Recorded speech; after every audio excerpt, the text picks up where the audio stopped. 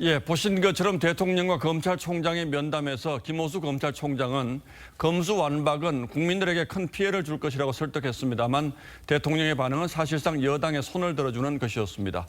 자, 이제 시간은 많지 않습니다. 그렇다면 앞으로 어떻게 될지 짚어보겠습니다. 주원진 기자, 청와대가 지난주만 해도 김호수 총장의 면담 요청을 거절해 왔었는데 오늘 갑자기 면담이 성사된 배경은 좀 취재가 됐습니까? 어제 김호수 총장이 마지막 카드로 사표를 낸 것이 영향을 미친 것으로 보입니다. 예.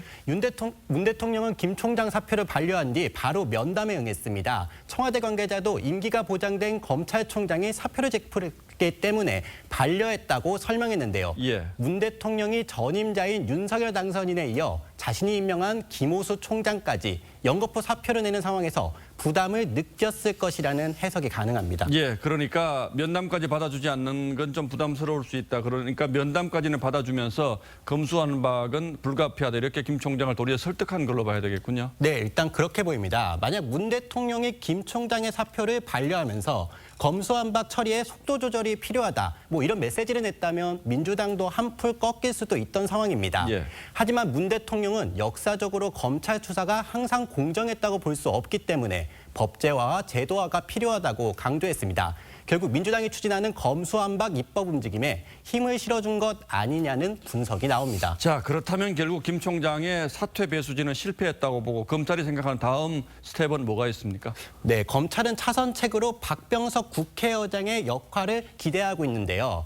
한 대검 간부는 박병석 의장이 합리적이고 중립적인 위치에 있는 만큼 국민 여론을 얻고 설득하면 희망을 걸 수 있을 것이라고 기대했습니다. 예. 박 의장은 지난해 9월 민주당이 언론중재법 개정안 강행 처리를 시도하자 여야 합의가 먼저라면서 본회의 상정을 거부한 선례도 있습니다.